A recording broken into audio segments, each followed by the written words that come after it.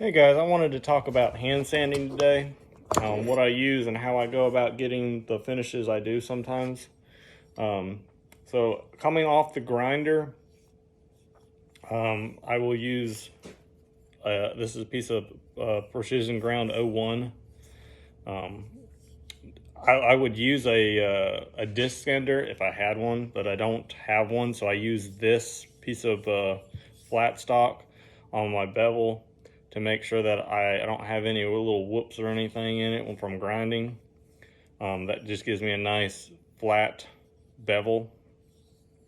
Then I will go back to the grinder and I will radius the edge. Let me grab this one over here real quick. That's where this one is right now. So I've come off the grinder, and what I'm going to do is I will sand the flat and I'll sand the bevel with this steel. And what I will do is I will sand the bevel at an angle, because the scratches are going this way right now. So I will sand it across the blade, usually come up into it, kind of like this. So I will come this way with the paper, sanding up into this plunged radius. So I'll be going this way, and on the flats I'll go the opposite way, so that you got one scratch pattern going this way and one going this way. Allows you to really see your scratch lines from your flats to your bevels. So it'll give you a really crisp transition. Now once you get up to your final finish, all your poles will be in this, the length of the blade. But so I'll do this all the way up with the steel. That'll make sure if there's any things, it's never really going to be perfect coming right off the grinder. You might have a little flow spots here and there. You might have bumped the grinder a little bit.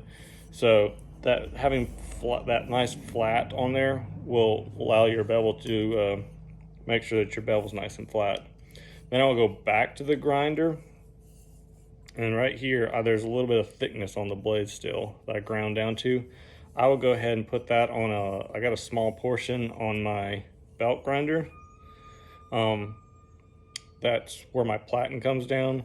There's a little small thing, and it's just like a very small slack belt that I kind of things, and I will convex the edge. This works really good on a radius platen too, but I don't have one of those either. So I will convex the edge in. So once I've already had the 120, then I'll come up with 220, and I will use this one. This is I believe a 70 durometer rubber. Comes from KH Daily, Kyle Daly. He sells these little sanding sticks. And this rubber is just hard enough. It's very similar to convex, but it allows you to flex over that convexing, so it kind of blends everything into your bevels. And those work really good up to about 400, maybe 500 grit. Then I'll transition into this one. This is Kyle's sanding sticks with I think these are 50 durometer, a little bit softer. They give you a nicer finish once you get up in the higher grits. Start doing your finishing grits. So when you're doing your final pulls, it'll give you a smoother transition. Sometimes I use the leather one.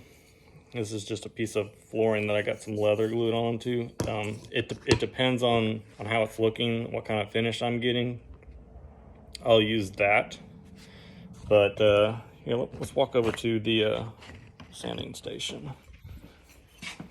Okay, so I got it in the vise, got it clamped down, got it positioned in my vise here. Got a nice light, but it's really bright on the camera, so I will try to keep that off of it. But I'll start out my sanding going this way at an angle to the scratch lines already. And usually I'll start up into the plunge, like I said, this way. So on my flat, I will go this way. So that'll allow me to see this transition. On the final pulls, it depends on what you're wanting to do, how fine a grit you're wanting to go. But on the final pulls, something that kind of took me a while to think is this seems to be the trouble spot for everybody right here.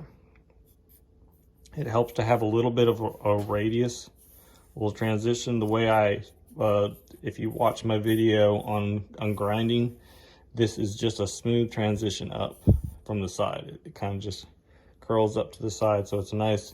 There's not a sharp corner right here. It just kind of smooths right up into it. Makes it a lot easier to sand. So once you get to your final pulls, now obviously this one is not sanded, but something that took me a while. I knew you had to have, everything going in one direction to get your nice smooth lines. But something that took me a little while to realize is I would always get these little scratches right about here. And the problem was, you're coming in, and you're doing nice smooth like this, and you're stopping here and moving back. And the problem is it's creating scratches. You're coming in and it's creating a little swirl right here on your transition back. So what I started doing, you can start at your plunge and pull and pull and just keep starting there. What I found to be a little bit faster is if you stay on your bevel at the tip and you push in, when you get to this point, pick up the back end. So this point is no longer on the blade and you're only having this plane. So on this one I got from Kyle, I leave the rubber sitting just a little bit proud so that when I get into the plunge, I have a little bit of something I can push and kind of pull, push and pull. So I'm not actually sanding the whole blade with the whole flat of the sanding stick anymore. I'm pushing up into it, pushing up onto that point, and it's like you're pulling straight and pull all the way off the blade. That'll give you a nice, even satin finish.